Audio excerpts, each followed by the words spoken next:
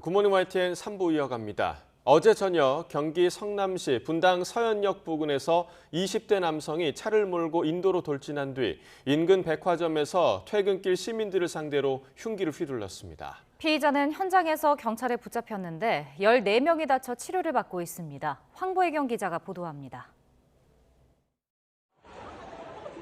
검은색 옷을 입은 남성이 백화점 안으로 들어오더니 곧장 위층으로 올라갑니다. 눈앞에 보이는 사람들을 향해 갑자기 달려들자 깜짝 놀란 사람들이 황급히 대피합니다.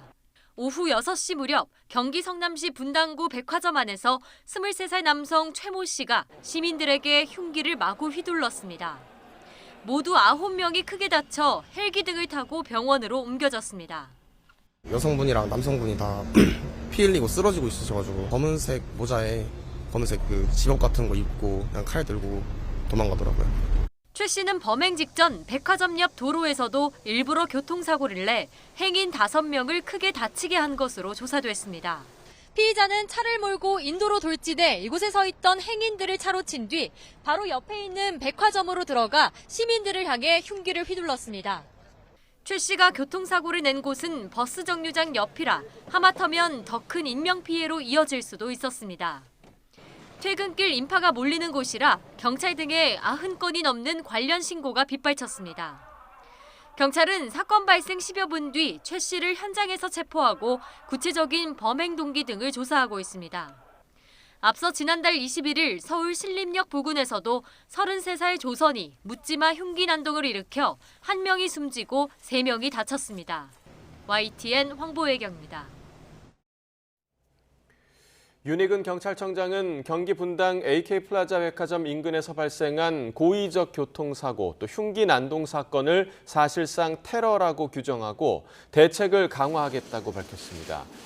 윤희근 경찰청장은 어제 저녁 8시 전국 시도경찰청장 긴급 화상회의를 열고 신림역 살인 사건이 발생하고 얼마 지나지 않아 유사한 범죄가 또 발생했다며 매우 엄중하고 위급한 상황으로 판단한다고 밝혔습니다. 무차별적 흉기 난동으로 두려움이 가득한 상황에서도 시민들은 다른 누군가의 위중한 생명을 구하는 데 주저하지 않았습니다. 10대 청소년도 용감하게 힘을 보탰습니다. 보도에 우철희 기자입니다. 23살 최모 씨가 휘두른 흉기에 찔린 사람들이 피를 흘린 채 백화점 바닥에 쓰러져 있습니다. 자신의 몸을 피하기도 다급한 상황이지만 시민들이 부상자 곁을 지킵니다. 구급대원이 올 때까지 지혈 등 응급처치를 하면서 상태가 악화하지 않도록 돕는 겁니다. 친구를 만나러 가던 10대 청소년도 참혹한 상황을 두 눈으로 본 직후 한달음에 부상자들을 향해 달려갔습니다. 칼이 찔리신 것 같아서 지혈부터 했고 하다 보니까 이제 경찰분들 다 오시고 구급대원 오시고 여성분 어머니 오시고 이제 같이 구급차 태워서 보내기까지 같이 있었어요. 자칫 범인과 맞닥뜨려 자신의 생명까지 위태로울 수 있는 절체절명의 순간. 그럼에도 이 청소년과 시민들은 자리를 떠나지 않았습니다. 상황을 전하고 대피와 병원 이송까지 돕는 등 부상자 가족에게도 큰 힘이 됐습니다. 덩치 좋으신 분들이 옆에서 지키고 계시고 찔리신 분 부모님께서 오셨는데 너무 걱정하셔가지고 대피하라 그러시는데 못 하셔서 대피하는 거 도와드리고.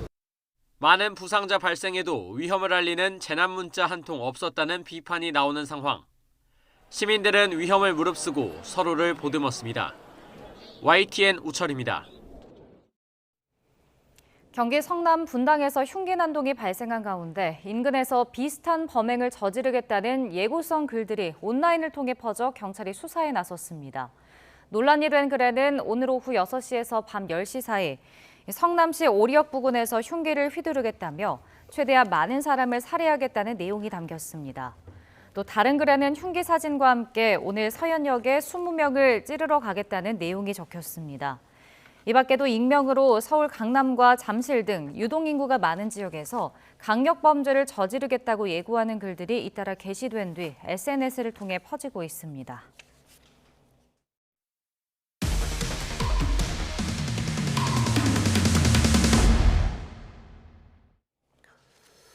연일 폭염이 계속되는 가운데 국내 한 항공사가 에어컨을 제대로 작동하지 않은 채 운항해온 것으로 YTN 취재 결과 드러났습니다. 찜통 같은 비행기에 탑승했다가 승객이 응급실에 실려가거나 승무원이 탈진한 사례가 속출하고 있습니다. 양희력 기자가 단독 보도합니다. 소형 항공사 하이에어가 운영하는 여객기 기내의 모습입니다. 승객들이 하나같이 안내 책자를 손에 들고 부채질하고 있습니다. 지난달 30일 김포에서 울산으로 향하던 같은 항공사의 여객기. 출발 직전 온도계에 찍힌 온도가 무려 38도, 습도는 55%가 넘습니다. 그야말로 찜통 같은 환경 속에 응급 환자까지 발생했습니다. 한 여성 승객이 식은땀을 흘리며 어지러움과 마비 증세를 보인 겁니다. 다행히 기내에 현직 간호사가 타고 있어서 응급 조치가 이루어졌고 착륙 직후 응급실로 이송됐습니다. 전형적인 온열 질환의 증상들인 것 같네요. 저림 증상이 있었다거나 마비되는 증상은 열 경련 쪽에 해당이 될 거고, 사우나 같은 비행기가 일터인 승무원 가운데에는 온열 질환으로 병원을 찾는 경우도 있습니다. 연일 폭염 속에 직원들은 고객 불만 응대에 행여 응급 상황이 생길까 마음 졸이며 일하고 있다고 입을 모읍니다. 숨도 안 쉬어지고 머리도 멍해지고 앞이 캄캄해지는 그런 증상이 발생을 하더라고요. 이게 전쟁이 아니면 뭐냐. 거의 이 정도로. 업체는 지난달 30일 편도 기준 8차례 비정상적인 온도로 항공기를 운항했다고 인정했습니다.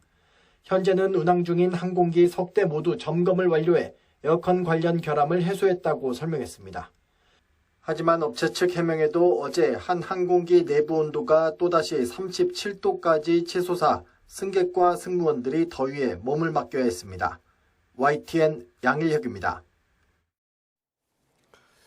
폭염 속에 뜨거운 아스팔트 도로를 오토바이를 타고 달리는 배달 노동자들이 기자회견을 열었습니다. 더울 때는 충분히 쉬라는 정부의 폭염 근무 가이드라인은 비현실적이라며 작업 중지권을 보장해달라고 요구했습니다. 윤웅성 기자가 보도합니다. 배달 노동자 박준성 씨가 오토바이를 타고 점심을 나릅니다. 기온이 35도를 오르내리는 무더운 날씨. 고작 두세 건 배달했을 뿐인데 온몸은 땀으로 젖었고 아침에 들고 나온 얼음물은 모두 녹아버렸습니다. 배달 일에 나선 지 벌써 10년이 됐지만 덥고 푹푹 찌는 날씨는 도통 적응이 되지 않습니다. 이러다가 어느 한 사람 쓰러져도 모를 정도로 대형 차량에 둘러싸이면은 너무 힘듭니다. 햇볕이 가장 뜨거운 정오쯤은 점심 주문이 몰리고 배달 플랫폼도 배달료를 더 많이 주는 만큼 쉴 엄두를 내기 어렵습니다. 무엇보다 특수고용 노동자 신분인 배달 노동자에게 휴식이란 곧 수입이 끊기는 것을 뜻합니다. 일을 안 하면은 건수가 끊기고 건당 금액이 깎이기 때문에 울면서 도로에서 일할 수밖에 없는 그런 사실입니다. 이렇게 폭염에도 오토바이에 올라야 하는 배달 노동자들이 시동을 끄고 거리로 나왔습니다. 아무 보상 없이 규칙적으로 휴식하라는 정부의 온열 질환 예방 가이드는 현실을 모르는 실효성 없는 대책이라고 비판했습니다. 배달 노동자들은 작업을 중단하면 소득도 없어지는 거라 임금을 일부 보전해줘야 실질적인 휴식이 가능하다는 주장입니다. 이상 기후가 일상화된 상황에서 건강권을 지키기 위한 작업 중단을 일시적 실업 상태로 보고 기후 실업급여를 도입하라고 요구합니다. 아예 고려 대상에서조차 포함되어 있지 않은 것이 지금의 현실이라고 생각합니다. 기후 실업급여라는 것을 이름을 붙여봤습니다. 온열 질환 추정 사망자가 지난해 같은 기간에 3배에 이르는 가운데 배달 노동자를 비롯해 5개 노동자들을 보호할 현실적인 대책이 필요하다는 목소리가 높아지고 있습니다. YTN 윤홍성입니다. 국민의힘이 새만금 세계 스카우트 잼버리 대회에서 더위로 온열 질환자가 속출한 것과 관련해 오늘 긴급회의를 열고 대책을 점검합니다.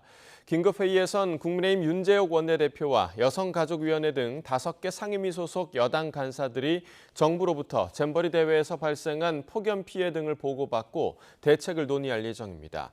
이어 냉방시설 등을 지원하기 위한 관련 부처의 신속한 조치 등도 주문할 전망입니다. 국민의힘은 또 오늘 아파트 철근 누락 사태 진상규명을 위한 전담기구를 발족하고 첫 회의를 진행합니다. 국민의힘 아파트 무량판 부실공사 진상규명 TF는 오늘 1차 회의에서 국토부 차관으로부터 부실공사 현황 등을 보고받고 관련 대책을 논의합니다. 여당 의원들과 외부 전문가로 구성된 위원들은 TF 운영 방안을 협의하면서 아파트 부실 시공에 대한 국회 차원의 국정조사 추진 등이 필요할지 추가로 의견을 모을 전망입니다. 이른바 대장동 50억 클럽 핵심 피의자 가운데 하나로 한 차례 구속영장이 기각됐던 박영수 전 특별검사가 결국 구속됐습니다. 서울중앙지방법원은 특정경제범죄 가중처벌법상 수재와 청탁금지법 위반 혐의로 박영수 전 특검의 구속영장을 발부했습니다. 법원은 박 전 특검이 증거인멸 우려가 있다고 발부 사유를 밝혔습니다. 박 전 특검은 2014년 우리은행 이사회 의장 시절 대장동 일당의 청탁을 들어주는 대가로 거액의 금품과 부동산을 약속받고 이 가운데 8억 원을 수수한 혐의를 받습니다. 또 국정농단 특별검사였던 2019년부터 재작년 사이 화천대유에서 일하던 딸과 공모해 화천대유로부터 단기 대여금 명목으로 11억 원을 받아 챙긴 혐의도 있습니다. 민주당 전당대회 돈봉투 의혹의 핵심 피의자로 지목된 윤관석, 이성만 두 현역 국회의원의 구속 여부가 이르면 오늘 밤 결정됩니다. 서울중앙지방법원은 오늘 오전 10시 정당법 위반 혐의를 받는 두 의원의 구속 전 피의자 신문 절차를 진행합니다. 이들은 재작년 민주당 전당대회 당시 송영길 후보를 당선시키기 위해 현역 국회의원들과 캠프 인사들에게 9,400만 원 상당의 금품을 뿌리는 데 적극적으로 관여한 혐의를 받습니다. 오키나와를 강타한 제6호 태풍 카눈이 상당 기간 오키나와 지역 주변을 오갈 것으로 보여 피해가 이어질 거란 우려가 커지고 있습니다. 지난 이틀 결항된 항공편들은 일부 운항을 재개했지만 주말 사이에 또다시 결항 가능성을 배제할 수 없습니다. 도쿄에서 김세호 특파원이 전해드립니다. 거리에는 부서진 나무들이 어지럽게 널려 있고 철제 펜스는 크게 휘어졌습니다. 순간 최대 풍속 초속 65m에 이르는 제6호 태풍 카눈이 남긴 상처들입니다. 무너진 차고에 깔린 90대 남성 등 노인 2명이 숨졌고 부상자도 수십 명에 달하며 인명피해도 늘어나고 있습니다. 태풍의 위력이 일시적으로 다소 약해져 결항했던 항공편 운항이 일부 재개되면서 공항은 비행편을 구하려는 관광객들로 북새통을 이뤘습니다. 今日は5時45分頃から来てます。今日は1日いる覚悟で今日試合だから間に合うかが微妙です。もし行けなかったらって思って悔しかったです。 국내 항공사들도 일부 운항을 재개했지만 발이 묶여있던 한국 관광객 등을 모두 수송하기에는 역부족인 상황 때문에 임시 항공편 투입에 나섰습니다. 태풍 카눈 영향으로 인한 오키나와 체객 수송을 위해 임시편을 투입하기로 결정했습니다. 또한 손님들의 안전한 귀국을 위해 현지 기상 상황을 지속적으로 모니터링하고 있습니다. 하지만 오키나와 본섬에서 잠시 떨어져 있던 태풍은 주말쯤 또다시 가까워질 것으로 보여 추가 결항 가능성을 배제할 수 없습니다. 또 느린 속도로 장기간 영향이 이어지고 방향도 정확한 예측이 어려워 일본 당국은 6호 태풍에 대한 긴장을 늦추지 못하고 있습니다. 도쿄에서 YTN 김세호입니다. 현대차와 기아가 미국에서 화재 위험으로 신형 차량 9만 1,000여 대를 리콜한다고 밝혔다고 로이터 통신이 전했습니다. 리콜 대상은 현대차의 팰리세이드 2023-2024년형과 투싼 소나타 엘란트라 코나 2023년형, 셀토스 2023-2024년형, 기아의 소울과 스포티지 2023년형입니다. 현대차와 기아는 차량이 멈추면 엔진을 자동 정지시키는 시스템인 ISG 오일 펌프의 전동식 제어기에 손상된 전자부품이 포함됐을 가능성이 있어 과열을 유발할 수 있다며 리콜 사유를 설명했습니다. 2차 전지에 대한 투자 열기가 이제 상온 초전도체로 옮겨붙고 있습니다. 관련 주가도 연일 상한가를 기록했는데 전문가들은 수급에 의존하는 테마주 투자는 자제해야 한다고 당부했습니다. 엄윤주 기자입니다. 인류를 구할 꿈의 물질. 상온과 대기압에서 전기 저항이 사라지는 초전도체를 국내 연구진이 개발했다는 소식에 전 세계가 들썩이고 있습니다. 이미 주식시장도 발빠르게 반응했습니다. 관련주로 묶인 종목 모두 연일 상한가를 기록했습니다. 이처럼 2차 전지로 쏠리는 수급이 이젠 초전도체로 몰리고 있습니다. 요즘은 뭐 주식이랑 코인이랑 다 뭐 다를 게 없다라는 말이 많이 있어서 최근에도 뭐 1시간 만에 이제 거의 몇십조가 날아가는 사태가 있었기 때문에 2차 전지 급등을 목격한 투자자들의 기대 심리가 이젠 초전도체로 반영된 겁니다. 이런 투자 패턴은 주로 경기 둔화기에 자주 나타난다는 분석도 많습니다. 현재 시장에 가장 큰 화두가 있는 상태에서 그 흐름이 계속적으로 진행이 되고 있고요. 테마 장세가 펼쳐질 때는 거의 대부분 다 글로벌 경기가 둔화가 되거나 위축이 될 때였었다라고 보시면 돼요. 문제는 기업의 가치나 실적이 아닌 지금과 같은 기대감에 의존한 수급 쏠림이 도리어 주식시장의 변동성을 키운다는 점입니다. 급등했던 2차 전지가 순식간에 가라앉았던 것처럼 눈앞의 단기 이익만 보고 투자에 들어가는 건 그만큼 손해보기도 쉽기 때문입니다. 뭐 2차 전지의 급락이라든지 이런 걸 보시면 알겠지만 수급에 따라서 오른 것들은 급락할 가능성도 굉장히 큽니다. 급락할 가능성이 굉장히 크기 때문에 흔히 말하는 묻지마 투자 이런 것들은 조금 삼가해야 되는 지점이 아니냐. 아직 국내 연구진의 개발 성과에 대한 과학계 전망이 엇갈리는 가운데 전문가들은 현재 테마주로 묶이는 종목 중에는 관련 없는 것들도 많다며 섣부른 투자는 주의해야 한다고 당부했습니다. YTN 엄윤주입니다.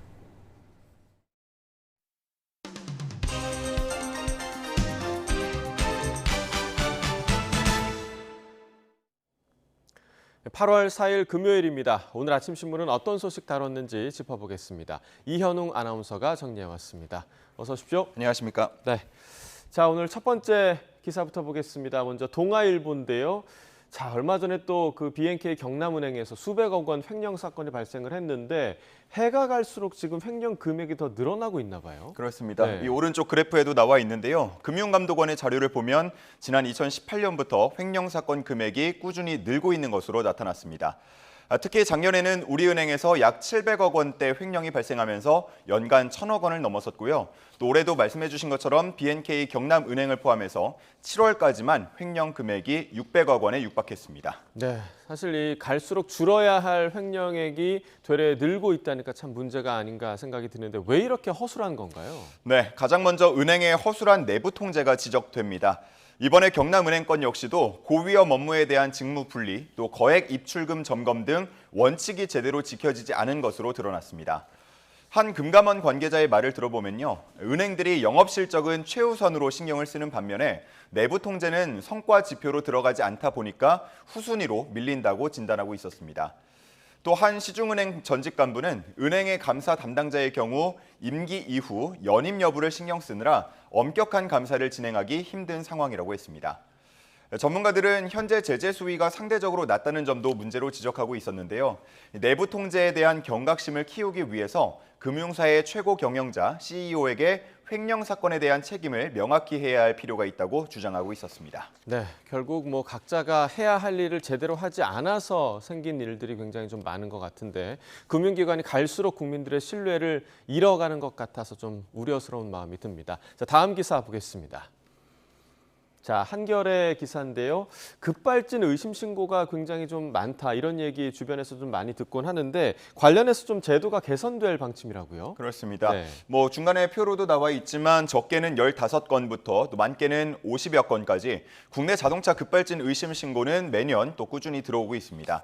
하지만 이 중에 자동차 제조사가 피해 책임을 진 경우는 단 한 건도 없었다고 하는데요. 운전자들은 주로 브레이크를 밟아도 차량이 멈추지 않았다고 주장하는 반면에 제조사는 운전자가 엑셀을 브레이크로 착각해서 밟았다고 맞서는 경우가 많습니다. 그런데 앞으로는 자동차 사고 기록 장치, EDR로 불리는 장치에 브레이크에 가해진 압력 수준이 기록될 것으로 개선될 방침입니다.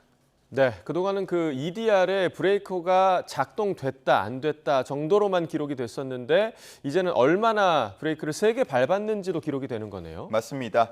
브레이크를 3개 밟았는데도 차량이 멈추지 않고 사고가 났다면 차량 급발진의 근거가 될 수 있겠죠. 국토교통부 핵심 관계자에 따르면 연내에 이러한 방침을 담은 시행규칙 개정안을 마련해서 입법 예고를 할 계획이라고 하고요. 이 부분에 대해서는 제조사와도 협의가 됐다고 밝혔습니다.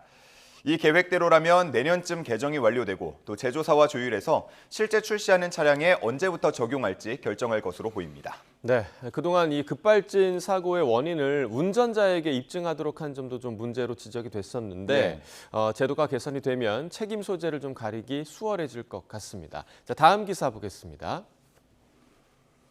자, 세계 최대 모빌리티 플랫폼이죠. 우버, 흑자로 전환을 했나 봐요. 맞습니다. 네. 우버는 2009년 창업 이후에 계속해서 적자를 기록해왔습니다. 그것도 현재까지 누적 315억 달러, 그러니까 우리 돈으로 따지면 40조에 달하는 천문학적인 금액이었는데요. 이번에 2분기 영업이익이 3억 9,400만 달러, 우리 돈 약 5,100억 원 흑자를 기록한 것으로 발표됐습니다. 현지 언론들은 글로벌 승차 공유 플랫폼 업계의 획기적인 사건이라고 이 내용을 소개하고 있었습니다. 자, 옆에 좀 나란히 나온 자료를 보면 중국의 디디 추싱도 흑자 전환을 지금 눈앞에 두고 있는 것 같고 이렇게 실적이 개선된 이유가 좀 어디 있을까요? 네, 미국의 리프트라는 것도 있고요. 유럽의 볼트도 있죠. 아마 해외여행 준비하면서 한 번쯤 접해보셨을 것 같은데요. 이런 모빌리티 플랫폼들은 팬데믹 기간 동안 음식 배달이나 차량 렌트 등으로 사업을 공격적으로 확장해 왔습니다. 그리고 인력을 감축하는 대신 인공지능 기술을 도입하면서 수익성을 더 높였습니다. 그 결과가 이렇게 적자폭이 감소하거나 흑자 전환으로 이어진 걸로 분석이 됩니다. 하지만 일각에서는 독과점의 결과라고 비판하는 목소리도 있는데요. 우버가 시장 지배력을 바탕으로 지속적으로 승차 요금을 올려왔다고 지적하는 겁니다. 포브스는 우버가 인플레이션율보다 4배 빠르게 요금을 인상했고 기사들을 쥐어짜서 수익을 냈다고 보도하기도 했습니다. 네, 그 말씀해 주신 비판에 의하면 소비자들과 또 기사들의 입장에서는 좀 씁쓸한 흑자 전환이 아닌가라는 생각도 듭니다. 자, 다음 기사 보겠습니다. 자, 이번엔 스포츠 소식인데 김연경, 박인비, 이대훈, 진종호 각 분야에서 최고의 선수들의 사진이 지금 제시되어 있는데 IOC 선수위원회 도전을 하나 봐요? 그렇습니다. 네. 대한체육회는 지난달부터 IOC 선수위원 한국 대표 후보들을 추천받아 왔는데 이 4선수가 도전 의사를 밝힌 것으로 전해집니다. 추천 접수 기한이 오늘 오후 6시까지이기 때문에 추가적인 후보 등록이 없다면 지금 말씀해 주신 것처럼 4파전이 될 것으로 보이는데요. 앞으로 서류 심사와 면접 등을 거쳐서 단일화 작업을 거치게 됩니다. 서류 심사에는 선수 시절 업적 등 10개 항목이 평가가 되겠고요. 또 면접에는 아무래도 IOC다 보니까 영어 프레젠테이션이 포함될 예정입니다. 네, 모두가 이제 업적이 굉장히 대단한 선수들인데 그러면 한국 대표로 이 중에서 이제 단일화된 후보가 내년 파리 올림픽에서 그 현장에서 선거 운동을 펼치게 되는 거죠? 맞습니다. 네. IOC 선수위원은 최대 23명으로 구성이 되는데요. 여름 대회 종목 8명, 겨울 대회 종목 4명은 선거를 통해서 뽑히고요. 11명은 IOC 위원장이 지명하게 됩니다. 우리나라는 지금까지 문대성 또 유승민 전 국가대표가 IOC 선수위원으로 활동을 했는데요. 규정상 이미 IOC 선수위원이 있는 나라는 후보를 낼 수 없도록 되어 있는데 유승민 위원의 임기가 내년 파리 올림픽 때 끝나기 때문에 우리나라는 이번에 다시 이렇게 후보를 추리고 있는 겁니다. 기사 제목을 보면 올림픽 금메달보다 치열한 국내 예선이라는 제목을 달아놨는데요. 정말로 이 넷 중에 어느 선수가 최종 후보로 정해질지 궁금하고요. 또 누가 됐든 파리 올림픽에서 꼭 좋은 성과를 냈으면 좋겠습니다. 네, 누가 되어도 이상하지 않은 이 4명의 선수인 것 같네요. 자, 다음 기사 보겠습니다. 오늘 마지막 기사인데요. 자, 얼마 전에도 동물 사진을 저희가 봤죠. 푸바오 사진이었는데 오늘은 사자입니다. 19살 바람인가 봐요? 네, 맞습니다. 지금 사진 확대가 됐는데요. 이 바람이는 사실 제 이름보다는 갈비사자라는 이름으로 더 알려진 동물입니다. 청주 동물원으로 오기 전에 먹이를 제대로 먹지 못하면서 좀 앙상하게 갈비뼈가 드러난 모습이 인터넷에 사진으로 또 떠돌았는데요. 누리꾼들은 걱정 어린 댓글을 달기도 했습니다. 그런데 이번에 청주 동물원으로 이주하고 나서는 갈비와 다리 등에 살이 꽤나 붙었다고 합니다. 네, 참 다행이라는 생각이 드는데 이 사육사들이 그 바람이를 얼마나 애정을 갖고 돌봤는지 좀 알 수 있는 대목인 것 같습니다. 네, 그렇습니다. 근데 지금 사육사라고 말씀을 하셨는데요. 네. 청주 동물원에서는 이 사육사라는 말을 앞으로는 사용하지 않기로 했다고 합니다. 동물원이 동물을 가둬두고 사육하는 곳이 아니라 동물들의 복지를 위한 공간이라는 측면에서 앞으로는 동물복지사라는 명칭을 쓰기로 했다고 합니다. 말씀을 해주신 대로 동물복지사들의 교감과 또 노력으로 이 바람이는 점점 더 건강을 되찾고 있는데요. 다음 달부터는 다른 사자들과 함께 지낼 수 있도록 합사 훈련도 곧 진행한다고 합니다. 바람이의 나이가 앞서서 19살이라고 말씀을 드렸는데 사람 수명에 대비해 보면 100살이 넘는 수준이라고 합니다.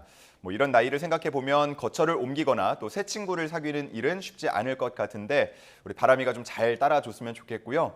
청주 동물원의 동물복지사들도 끝까지 좀 신경 쓰고 힘내주시면 좋겠습니다. 네, 동물복지사라는 명칭 참 좋은 것 같습니다. 우리 동물복지사님들 그리고 바람이 응원을 보내고 싶습니다. 굿모닝 브리핑 이현웅 아나운서와 함께했습니다. 고맙습니다. 감사합니다.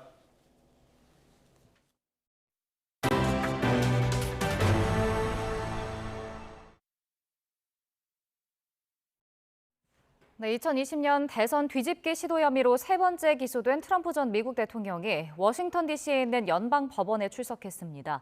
이번에도 자신에 대한 기소가 정치 탄압이라며 무죄를 주장했습니다. 현장 연결해서 알아보겠습니다. 권준기 특파원. 네, 워싱턴 DC 연방지방법원 앞입니다. 네, 트럼프 전 대통령이 세 번째로 기소가 됐는데요. 법원 출석을 마쳤다고요. 그렇습니다. 지금 이곳 현지 시각은 오후 6시를 조금 넘겼습니다.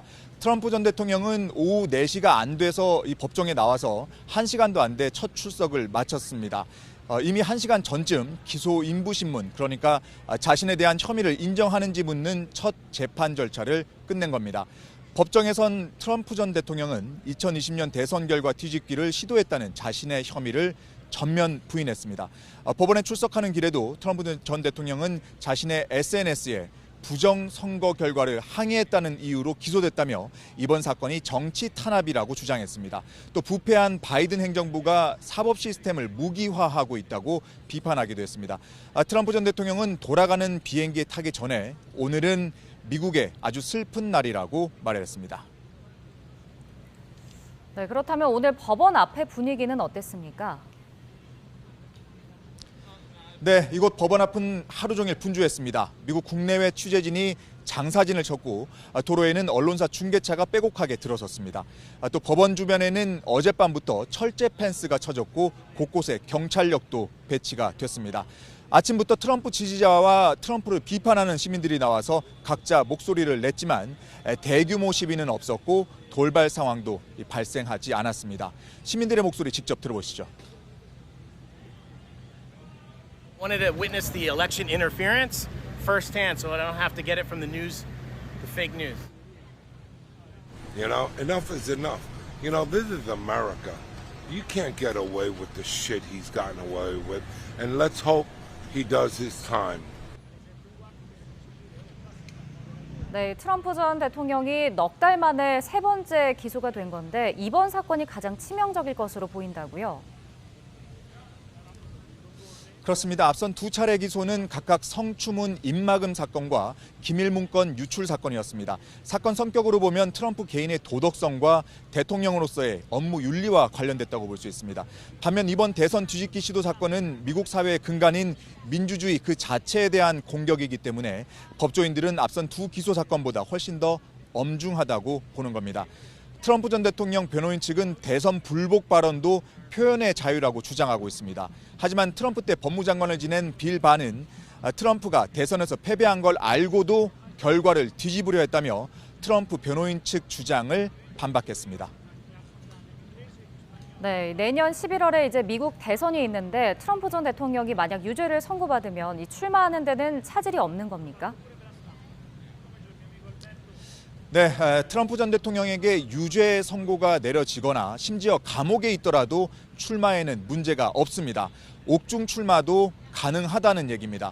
또 트럼프 전 대통령 측은 최대한 재판을 지연시키려고 노력할 것으로 보여 대선 전까지 재판 결과가 나오지 않을 가능성도 있습니다. 앞선 두 기소 사건은 각각 내년 3월과 내년 5월에 본격적인 재판이 시작됩니다. 이번 사건은 비교적 빠른 오는 28일에 다음 재판 일정이 잡히긴 했지만 향후 진행 상황을 장담하기 어렵습니다. 따라서 이번 대선 뒤집기 사건의 유무죄 판결은 법원이 아닌 유권자들의 표로 결론 나게 될 가능성도 있다는 관측이 나오고 있습니다. 지금까지 워싱턴 연방지방법원 앞에서 YTN 권준기입니다. 북한이 판문점에서 월북한 주한미군의 신병을 확보하고 있다는 사실을 유엔군 사령부에 확인했습니다. 북한이 킹 이병의 구금을 확인한 것은 이번이 처음입니다. 보도에 김태현 기자입니다. 북한이 지난달 월북한 주한미군 트래비스 킹 2병의 신병을 확보하고 있다는 것을 유엔 사령부에 확인했다고 영국 BBC 방송이 보도했습니다. 유엔사는 하지만 킹 2병을 집으로 돌려보내려는 노력에 방해가 되지 않도록 북한의 응답 내용을 상세히 공개하지는 않았습니다. BBC는 북한이 킹의 신병 확보를 확인한 것은 이번이 처음으로 북한이 협상을 시작할 준비가 됐음을 시사한다고 해석했습니다. AFP 통신은 유엔 사령부의 이번 발표는 사령부가 킹의 귀환을 위해 북한과 대화를 시작했다고 밝힌 지 일주일여 만에 나왔다고 보도했습니다. 이어 북한은 미국인들을 억류하고 협상 카드로 써온 오랜 역사를 갖고 있으며 이번 사건은 남북 관계가 최악인 가운데 발생했다고 전했습니다. 토니 블링컨 미 국무장관은 같은 날 ABC 방송 인터뷰에서 킹 2병의 행방과 상태에 대해 더 파악하려고 시도하고 있지만 관련 정보가 없다고 밝혔습니다. 이어 가능한 모든 합리적 수단을 통해 기본 정보를 확보하려고 하고 있으며 그 다음에 그를 어떻게 데려올 수 있는지 볼 것이라고 말했습니다. 미 국무장관과 유엔사 설명을 종합하면 북한은 킹 2병 구금 사실은 인정했지만 미국이 요청한 구체적인 정보는 제공하지 않은 것으로 보입니다. 패트릭 라이더 미 국방부 대변인은 미군에게 북한의 실체에 대한 교육을 하느냐는 질문에 대부분 장병들이 북한 상황을 이해하고 있을 것이라고 말했습니다. 이어 킹 2병 문제는 조사 중이며 앞서 나가지 않을 것이라고 덧붙였습니다. YTN 김태현입니다.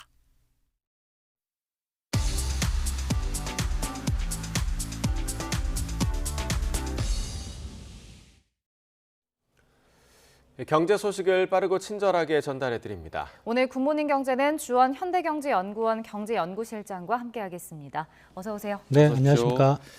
자, 지난달 소비자 물가 상승률이 2년여 만에 가장 낮은 수준을 기록을 했습니다. 어떤 영향이 좀 가장 컸을까요? 자, 이제 7월 소비자 물가 상승률이 전년 동월 대비 2.3%고요.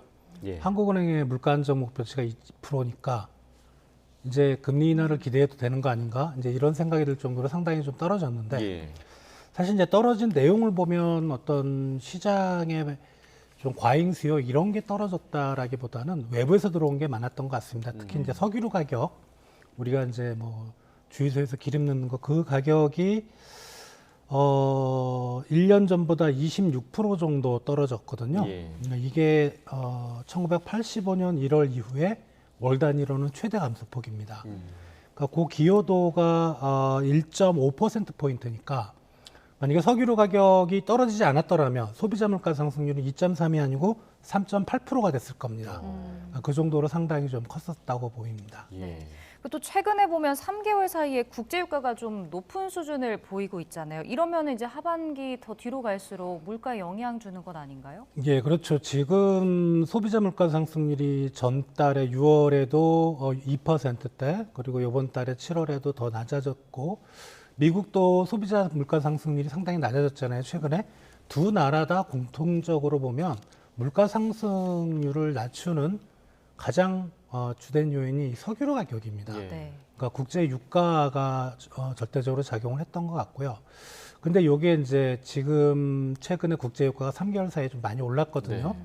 그게 뭐 산유국들의 감산 조치도 있었고, 그리고 생각보다 우리 중국이 세계 원유 시장의 한 15% 정도를 차지하고 있는 수요가, 미국이 20%고요. 상당히 크죠, 두 나라가. 근데 중국이 최근에 그 경제 상황이 안 좋다고 지표들은 나오는데 최근 석유 수입은 많이 늘었습니다.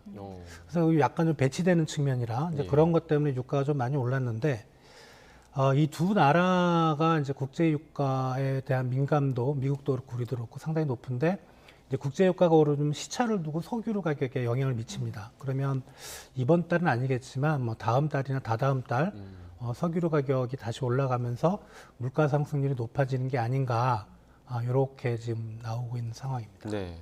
그러니까 기름값도 이제 다시 뛰고 있고 또 지난달에 집중호우 때문에 채소류 가격이 급등을 또 했었잖아요. 그리고 무더위도 계속되고 있고 또 수입 곡물 가격까지 지금 상승하고 있는 상황에서 국민들이 체감할 수 있는 그 장바구니 물가의 변동성이 너무 커지는 거 아니냐 이런 우려도 나오는데 이 부분 어떻게 좀 보시나요? 맞습니다. 일단은 이제 국제 곡물가부터 살펴보면 많이 이제 나온 소식이지만 러시아하고 우크라이나 간의 흑해 곡물 협정이 종료가 됐죠. 예. 그래서 국제 곡물 가격이 최근 좀 변동성이 조금씩 높아지고 있습니다. 그러니까 어느 한 방향으로 가격이 올라가고 내려가고 어느 한 방향 추세는 안 잡고 있지만 상당히 좀 불안한 모습이고, 그리고 최근에 이제 원유, 이 원유는 이제 우유를 만드는 낙농가의 원유죠. 그 가격도 납품 가격이 상당히 올랐고 상당히 밀크플레이션이라는 얘기가 나올 정도로 상당히 좀 우려되는 부분. 그리고 채소류는 지금 전년 동월비로는 채소류 가격은 떨어져 있습니다. 그러니까 작년에 폭염이 좀 있었고 그래서 채소류 가격이 상당히 급등했었거든요. 그때는 전년 1년 전에 비해서는 떨어져 있는데 이번 7월 채소류는 6월 달에 비해서 7%가 올랐어요. 그리고 이제 2020년에 우리가 이제 채소류 가격이 크게 올랐던 경험이 있는데 그때 집중호우가 있었고, 문제는 그때 케이스를 보면 이 채소류는 한 번 올라가면 추석을 지나서 거의 연말까지 가격이 계속 올라갑니다. 그러니까 이런 부분을 생각할 때 말씀하신 바와 같이 우리 국민들이 체감하는 장바구니 물가 하반기에 상당히 좀 불안할 가능성 충분히 있습니다. 네. 다음 소식도 살펴보겠습니다. 미국의 신용등급이 하향 조정됐다라는 소식 저희가 연일 전해드렸는데 그 여파가 계속 이어지고 있더라고요. 아시아 증시도 이틀째 하락하고 환율도 올랐는데 그래도 그 영향이 좀 오래가진 않을 거다 이런 전망이 많더라고요. 가장 큰 근거는 만약에 이제 그 신용등급이 하향 조정된 게 정말 제대로 된 통계 분석이냐라는 건데요. 이게 뭐 제대로 됐다면 미국의 단기, 장기 국채금리가 모두 올라야 되는데 장기 금리는 올랐는데 단기 금리는 최근에 떨어지고 있어요. 그래서 그런 부분을 생각하면 저 피치의 신용등급 이벤트가 과연 적절했는가라는 좀 의문이 있습니다. 개인적으로는 지금 3대 신용평가사 S&P, 무디스, 피치 세 개를 놓고 보면 피치의 시장 마켓 쉐어는 15%밖에 안 됩니다. 어떻게 보면은 노이즈 마케팅이라고 할까 이런 좀 의도도 있을 것 같고, 그리고 이제 $1 환율은 왜 움직이느냐 시청자분들이 많이 궁금해하는 거죠. 미국의 신용등급이 악화가 되면 달러나 미 국채의 어떤 레이팅이 떨어지는데 왜 안전자산 선호 현상으로 달러에 대한 수요가 늘어나냐 이 부분인데, 사실 요게 이제 신용등급이라는 이벤트가 발생하면 2011년에 우리가 S&P가 한번 미국 신용등급을 떨어뜨리면서 그때 금융시장이 난리가 났었거든요. 이제 그런 과거의 경험을 놓고 보면 뭔가 좀 기준이 되는 자산을 갖고 있어야 돼요. 그게 국채든 달러든. 근데 지금으로서는 여전히 그런 기준이 되는 자산은 이제 달러밖에 없습니다. 그러다 보니까 달러에 대한 수요가 좀 있었고, 근데 장기적으로 보면 지금 2011년의 경험 때문에 금융시장에서 지금 많이 불안해하는데 그때하고 지금 좀 상황이 많이 틀린 것 같아요. 그때는 이제 유럽 재정위기가 바로 있었고 경기가 또 내려가는 국면. 근데 지금 이제 그런 분위기는 아니기라 시장에서 뭐 단기적으로는 좀 변동성 커질 수 있겠으나 아마 원래 어떤 금융시장의 레벨로 다시 돌아가지 않을까 생각이 됩니다. 그러니까 제대로 된 분석이 아닐 수 있다. 심지어는 노이즈 마케팅의 가능성도 지금 언급을 해주셨는데 실제로 그 워렌 버핏이나 미국의 증권계에서는 크게 개의치 않는 모습을 좀 보이는 것 같더라고요. 이렇게 사실 신경 쓰지 않아도 되는 그런 신용 등급이라면 이게 진짜 실효성이 있는 거냐 이런 의견도 나올 수 있는 것 같거든요. 지금 이제 3대 신평사 중에 무디스만 미국에 대해서 최고 등급을 가지고 있고 S&P도 사실은 최고 등급에서 가장 바로 밑에는 2등급을 잡고 있거든요. 그래서 전혀 뭐 타당성이 없는 건 아닌데 근데 문제는 그 피치 기준의 1등급 트리플 A에 들어가는 국가들이 유럽 국가들이에요. 과연 미국이 지금 전쟁이 벌어지고 있는 인근에 있는 유럽 국가들보다 신용 등급이 낮을까? 이거는 아닌 거죠. 아무리 봐도. 그래서 그런 부분에서는 워렌 버핏이 얘기한 부분이 저는 맞다고 생각이 되고요. 뭐 미국 경제의 앞으로의 좀 불안정성 그리고 미국 부채가 좀 많이 늘어난다는 이런 것을 이제 경고하는 의미에서 피치가 이런 등급을 하향 조정하지 않았나 생각이 됩니다. 뭐 뉴욕 증시가 또 하락 마감을 했는데 이것도 영향을 그럼 받았다고 볼 수 있는 건가요? 근데 어제는 하락하긴 했는데 3대 지수가 좀 그렇게 많이 떨어지지 않았죠. 그래서 그 전날에 좀 많이 떨어졌었는데 이제 충격을 흡수하는 과정인 것 같고요. 근데 공교롭게도 주요 기업들 실적이 조금씩 발표가 됐는데 좀 좋지가 않았어요. 이제 그런 부분. 그리고 지금 미 연준의 이제 금리 인상 가능성, 이제 그것도 계속 좀 이슈가 되고 있고, 아무튼 앞에서 말씀드렸지만 이제 신용 등급의 이슈는 시간이 가면 갈수록 크게 미국 증시나 우리나라 증시에 영향을 주지는 않을 걸로 생각이 됩니다. 네. 방금 뭐 주요 기업들의 실적이 좋지 않았다 이렇게 언급해 주신 기업들 가운데 이제 IT 기업들이 좀 있는 것 같습니다. 인텔 또 퀄컴 이런 기업들도 지난 2분기에 기대 이하의 성적표를 좀 받아든 것 같아요. 이게 상당히 중요한 의미를 가지는데 예. 우리 이제 삼성전자나 SK 하이닉스 2분기 실적이 안 좋았잖아요. 근데 우리 기업들이 들어가 있는 반도체 시장이 메모리 반도체입니다. 예.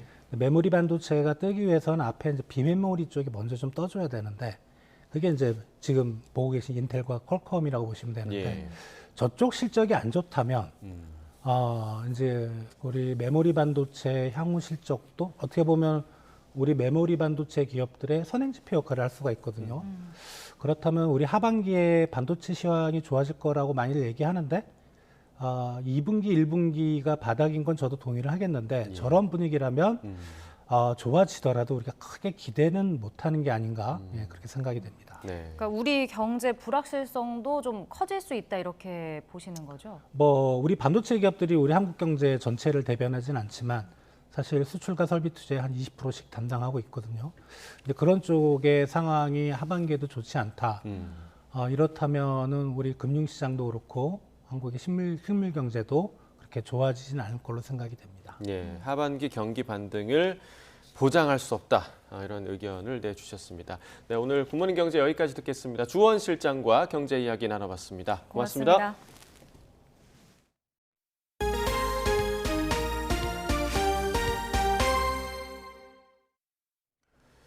네, 연일 전국에 폭염이 이어지자 정부는 폭염 대응을 위해 중앙재난안전대책본부 비상근무 2단계로 격상했습니다. 또 재난안전특별교부세 60억 원을 폭염 대책비로 긴급 지원하기로 했습니다. 김종균 기자가 보도합니다.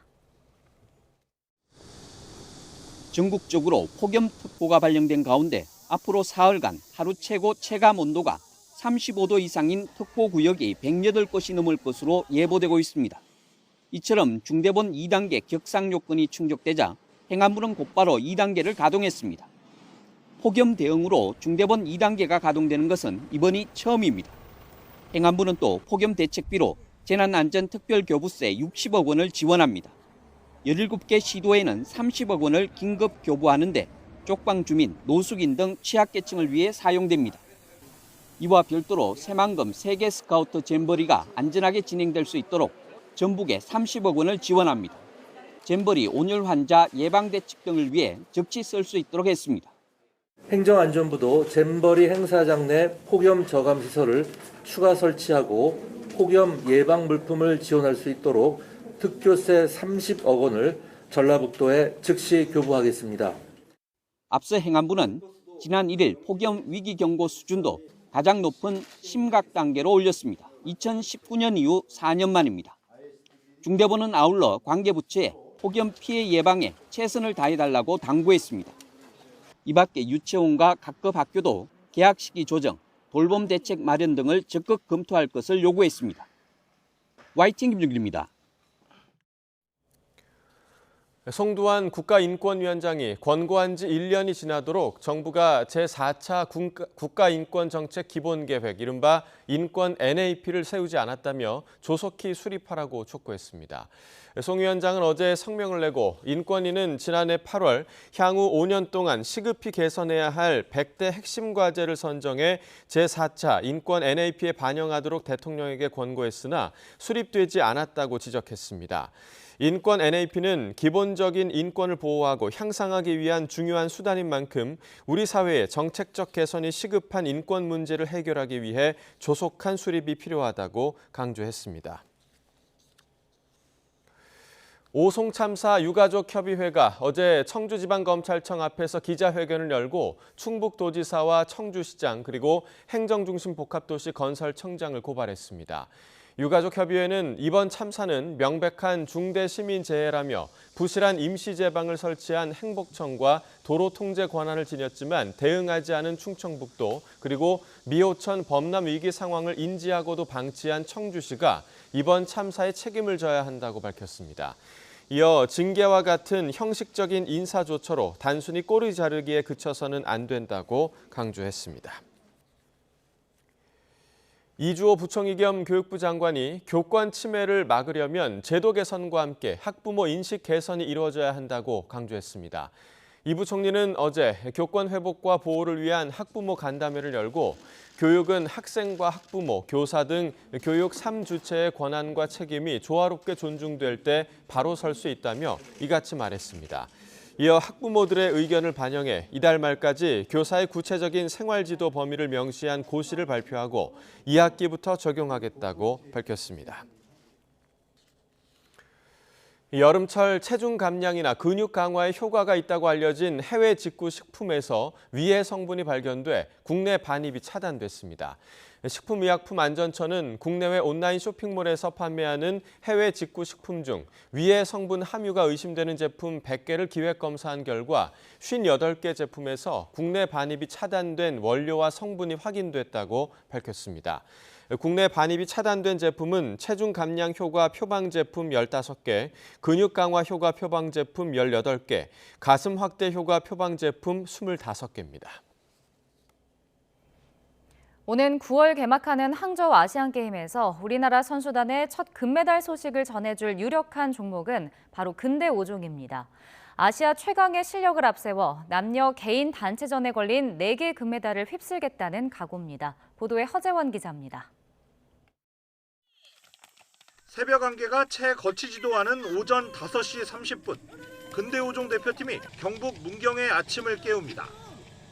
이달 말 세계선수권과 다음 달 항저우 아시안게임을 앞둔 대표팀 선수들은 하루의 휴식도 없는 강행군을 이어가고 있습니다.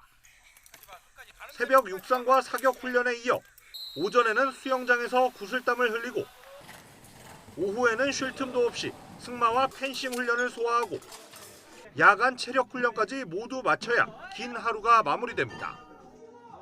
빨리 끝나고 싶어. 방에 가서 쉬고 싶어요. 너무 힘들어요, 진짜. 우리나라 근대 5종은 아시아에서는 적수를 찾기 힘든 최강입니다. 이번 항저우 아시안게임에서는 남녀 단체전이 부활해 금메달이 4개로 늘었는데 우리 선수들은 4개의 금메달 석권을 노립니다. 저희 선수들 다 개인전, 단체전, 2관왕을 목표로 하고 있고 대한민국 선수들이 모두 다 시상대에 오르는 그런 멋진 모습을 기대하면서 봐주시면 좋을 것 같습니다.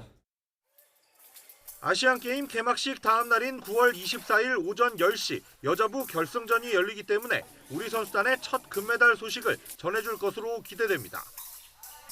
하루에 금메달 4개의 주인이 모두 가려지기 때문에 개막 첫날부터 무더기 금 소식을 전할 수 있습니다. 아시안게임이 좀 빨리 끝냈으면 좋겠습니다.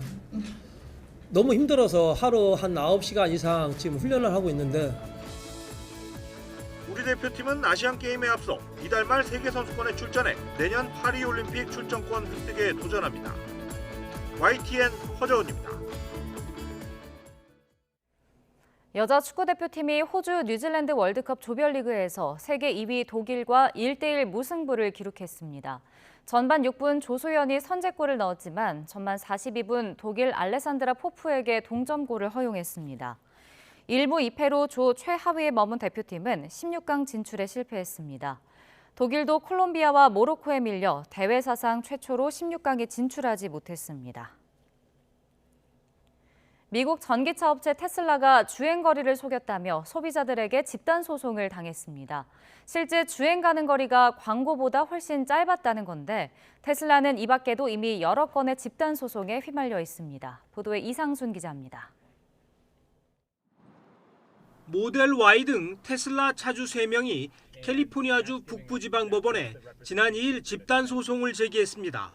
소송에 참가한 모델 Y 소유자는 소장에서 한 번 운전할 때 92마일, 148km를 운행했는데 계기판에 주행 가능 거리는 182마일, 292km가 없어졌다고 주장했습니다.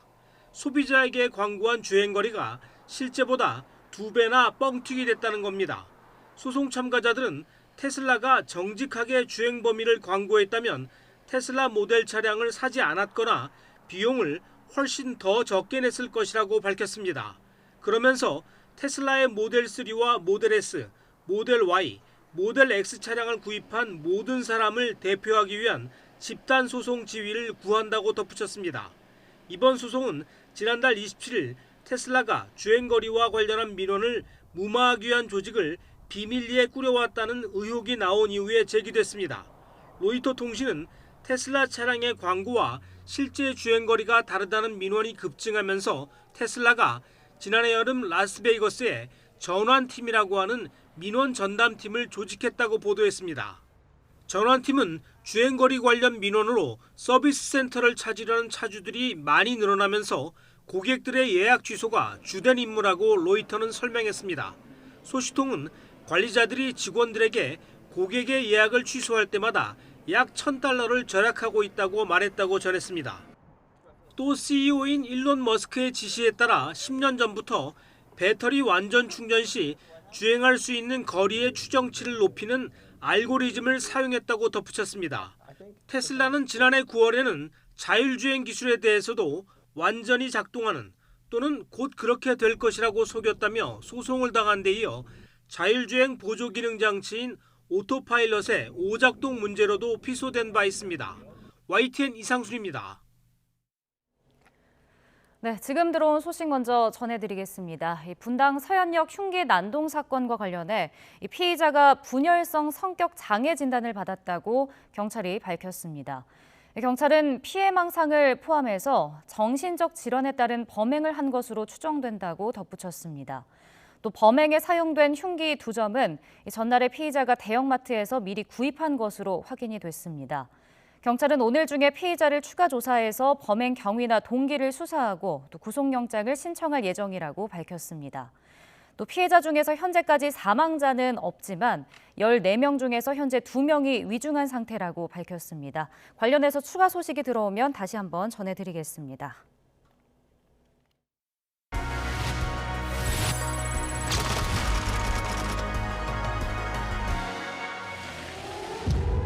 미군들이 내려가래요. 인민군 여기까지 쳐들어온겨? Everyone sit down.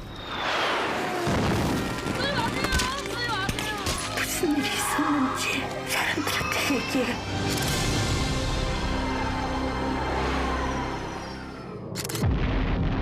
한국 전쟁 당시 북한군의 공격에 밀려 남쪽으로 후퇴하던 미군.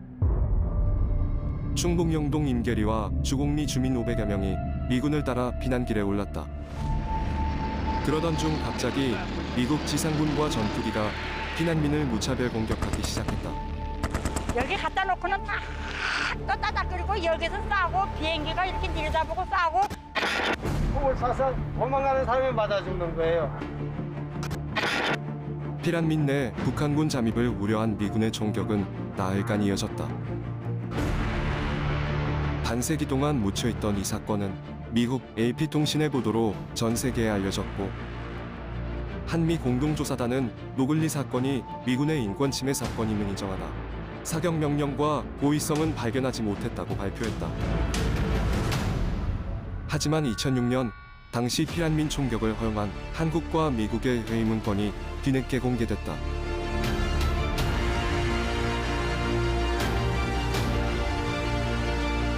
이에 대해 한국과 미국 정부는 총격 지시가 실제로 집행된 적 없다며 재조사는 없다고 발표했다. 누구도 책임지지 않은 채 수백 명의 희생자만 남은 노글리 사건.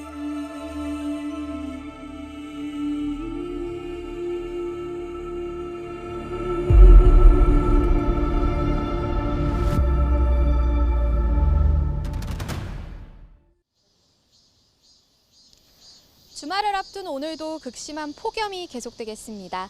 어제 전국에서 가장 뜨거웠던 강릉은 이틀째 초열대야가 나타나고 있고요.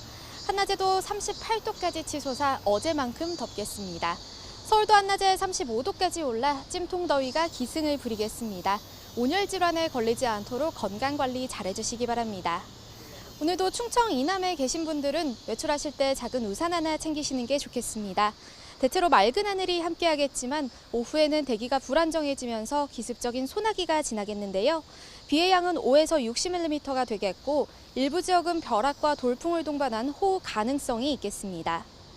전국 대부분 지역에 폭염 경보가 내려진 가운데 대도시와 해안가를 중심으로 열대야가 나타나고 있습니다. 현재 서울 기온은 26.6도, 강릉 31.3도, 포항 28도를 보이고 있는데요. 한낮에는 서울 35도, 대전 36도, 대구 37도까지 올라 어제와 비슷하거나 조금 높겠습니다. 일요일에는 서울 낮 기온이 36도까지 오르는 등 올여름 들어 가장 더운 날씨가 찾아오겠고요. 주말과 휴일에도 무더위 속 곳곳에 소나기가 내릴 전망입니다. 오늘도 남해안과 제주도를 중심으로는 너울성 파도가 높게 일겠습니다. 피서객들은 해안가 안전사고에 각별히 유의하시기 바랍니다. 지금까지 YTN 원희다입니다. 네, 이상으로 금요일 굿모닝 YTN 마칩니다. 잠시 후 뉴스라이더가 방송됩니다. 시청해주신 여러분 고맙습니다.